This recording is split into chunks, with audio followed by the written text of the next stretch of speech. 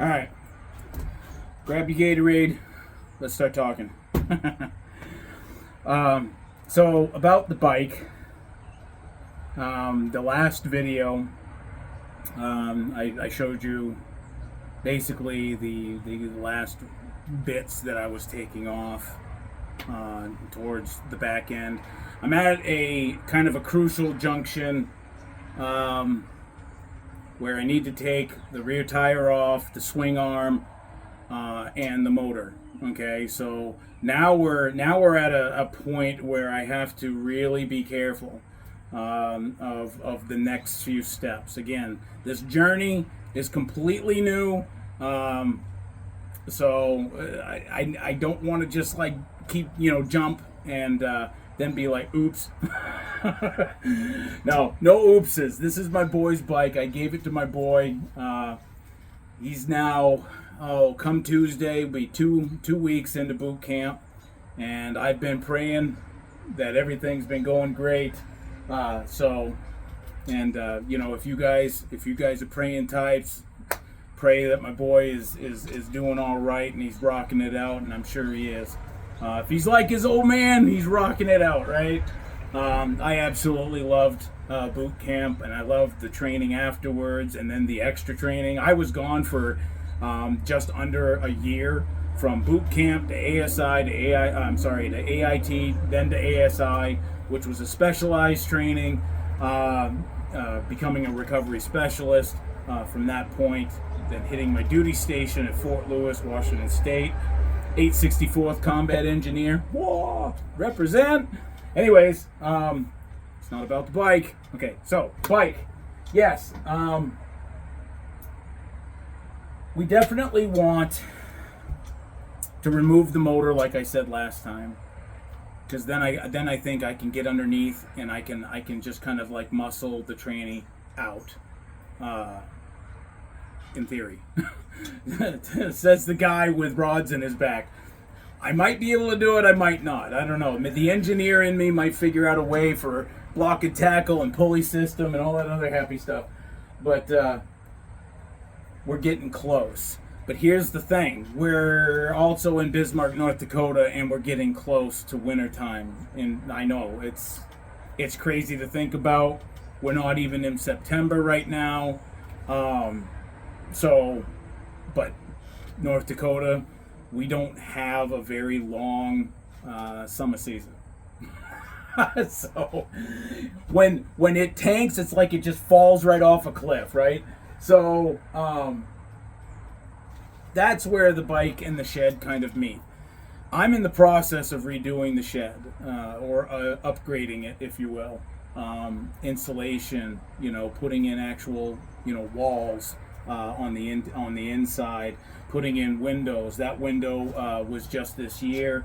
I'm going to be putting in a second one on the other side. This one's east, that one's west, and hopefully it'll be a nice little cross breeze coming through here. I was going to add a window on the south side, but I'm not entirely sure. It would be nice because I'd have daylight literally from morning till night, and that would help save electricity because I wouldn't have to run any type of like big LED lights, for like during the day, like today, right? Today is sunny, so trying to utilize and capture that.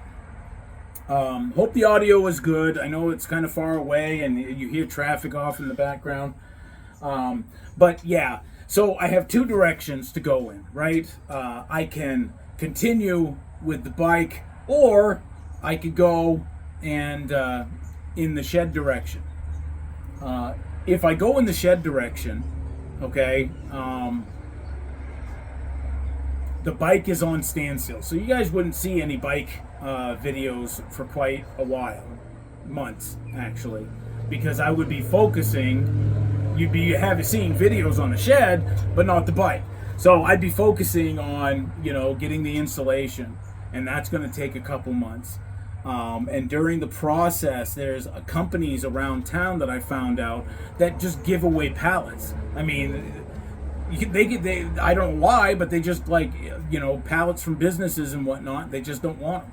I don't know if it costs a lot to take care of them or get rid of them, but I've watched enough content on how people can take pallets and cut off the the planks of the pallet, the tops of the pallet, and then use them to build whatever. And I think that's what I'm going to use for the interior walls in this place. So as I'm putting up the insulation, hopefully I can get my hands on some free pallets, take care of those, and then start cutting to fit and then getting the walls up. And if I can get this insulated before the first snow flies, if you will, I should be set for the winter to come out here with a small, like square heater, just a little electric heater, and it shouldn't take much to warm this place up once this is insulated. Because this right here is an 8x12. So yeah, it's small, it's all I got, but I can fit, and you probably can't see it too much, but my lawnmower, the snow blower, and the motorcycle, plus whatever else I got on the side, that all fits in here with a little bit of room to spare. So I'm pretty impressed with that. Okay, so enough talk about that. So that's where my mind is right now. So September is going to be interesting of which direction I choose. Am I swaying in a direction? Yeah, I'm swaying towards the shed, unfortunately, because I'm really like, I want to get into this bike. I'm so close, but yet winter. This shed, uninsulated, which I have been out here when it's minus 60 below, and I had at one point during that time, I had the gas grill stored in here, and before I ended up storing it elsewhere, and I turned on all the burners in here while I was working on something I can't even remember, but this is a few years ago, and obviously before the bike, and I had all burners cranked in this. Doors are shut behind me, everything, and still as it is, and it wasn't really doing much of anything. I was like, okay, yeah, because it's so cold.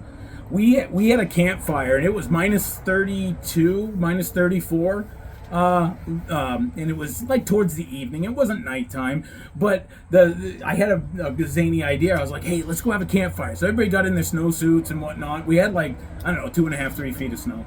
So I did shovel a path over to the fireplace and outside here, and we had a fire. That fire, literally, I could not get hot enough. It was like the cold was just beating it down. It was insane. Did I just go off topic again? I did. I'm telling you, squirrel brain, just pew, pew, pew, pew, all over the place. Okay, so if I focus on the shed and I focus exclusively on the insulation, I should be fine. Even if I insulate the side that I plan on doing the next window on the west side, I can always redo it afterwards, cut out that spot when I'm ready.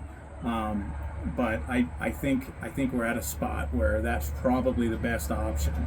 So sorry, there probably won't be any, motorcycle videos for a while, but that's why, because I'll be focusing on the shed. I have my handy dandy list of items for both shed and bike, and again, fairly lengthy, fairly extensive. I do want to show you some close-ups. I worked on the gauge clusters, okay? And it's really kind of cool. I cleaned them up, at least the initial cleaning, and I used cab cleanup.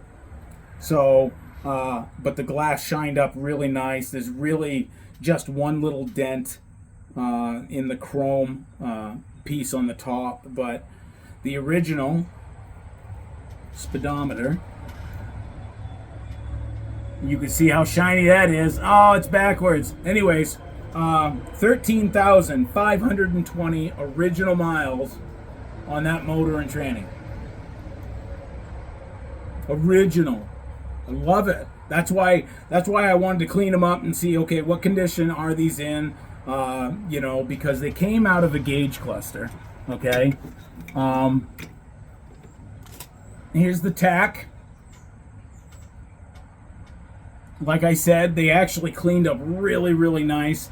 I saved as much as the original wires as I could on it, so because the wires are actually still not bad.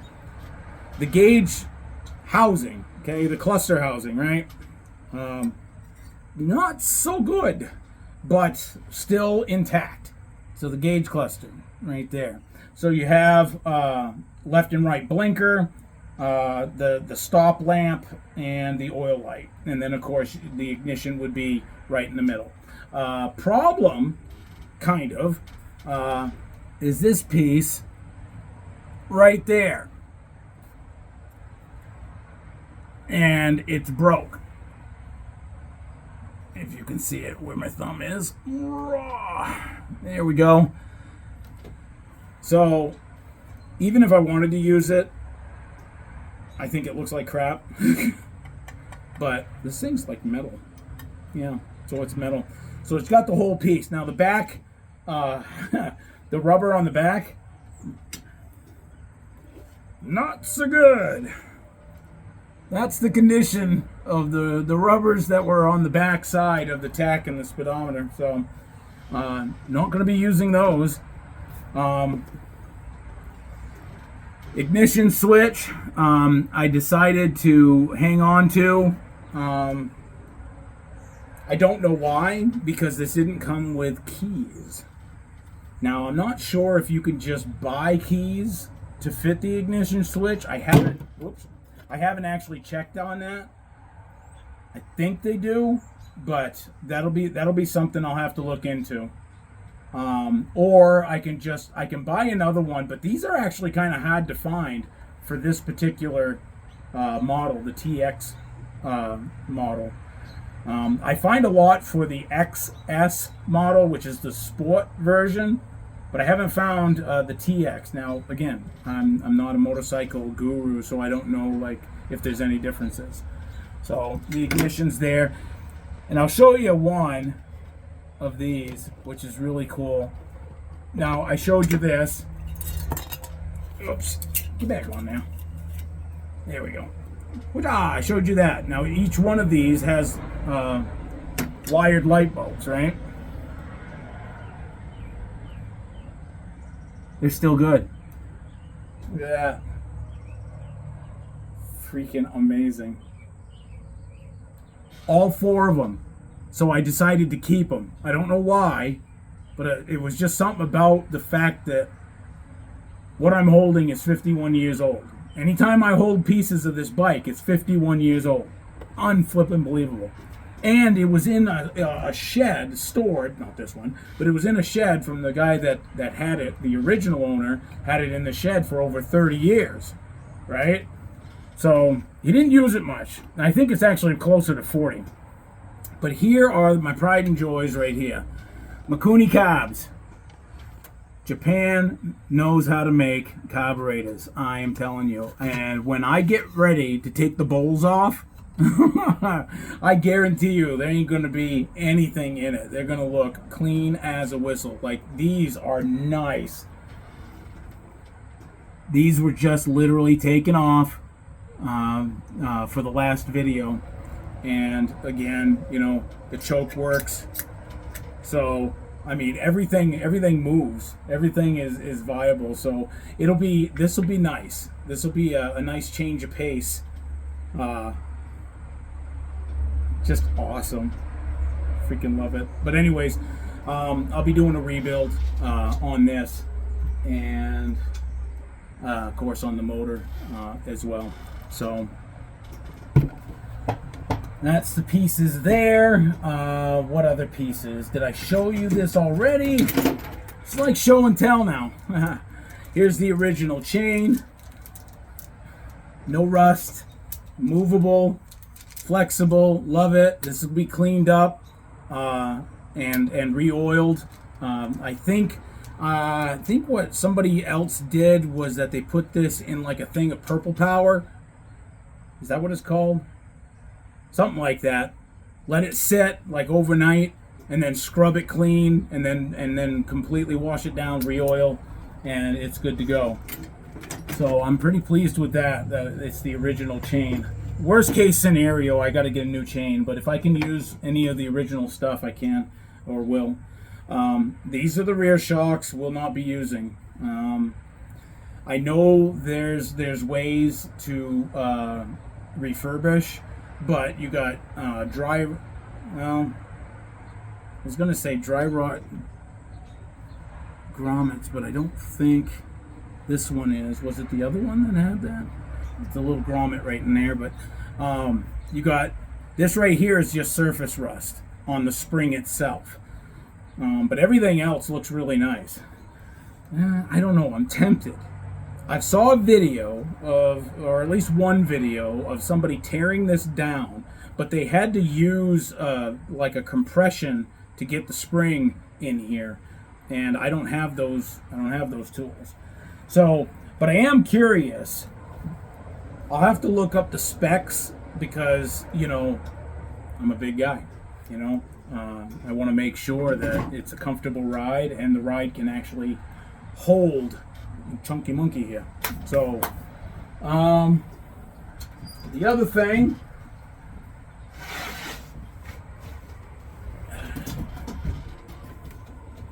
is I'll be using these rims, not the tire, although the tire actually is in pretty decent shape, but using the aluminum rims is what I'm going to go for. I am staying away from the spoked. I don't like the look. I know it's kind of, you know, weird or petty or whatever, but I don't like the look. I actually like the look of these better. But it's also less to do. From what I know of, like, spokes on a bicycle, that each spoke has like a little adjustment that you got to make, right? You know, all over the place. I don't know if it's the same on the other one, the spoked rims, but I have a set. These came off the XS version, the sport version, and the spoked ones are the original from the TX version, which is what I got, but they're compatible with each. Oh God, it's heavy. Why is everything heavy? Why can't things be as light as a freaking marshmallow? But anyways, I think that's about it. I think. So now you know where we're going and where we're headed to, and you can come along with me if you want. It doesn't matter. This is primarily showing the progress, but also helping my boy because, again, he's at Fort Benning, Georgia, doing his boot and training because he's going into Special Forces.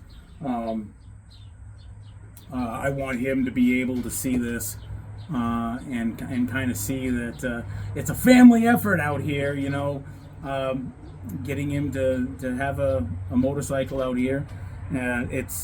I want him to be proud of it. I want him to work on it, and he says he's totally wanting to work on it with me, and I'm like, I'm over the moon about that. And of course, having the three kids here wanting to work on it for him is even better. It's awesome. I absolutely love that. So anyways, I can probably sit here and talk your ear off, but I'm not going to because it's 19 minutes, or going on 19 minutes. I think that's about it. The next video should be either a gaming video or something else, but it ain't going to be about the bike. The bike is on standstill officially until I get the shed, and then this winter, if everything goes right with the shed, then we can start the bike. Right? So, anyways, I wish you guys well. I pray that you guys have blessed days, and we'll talk to you soon. Peace out.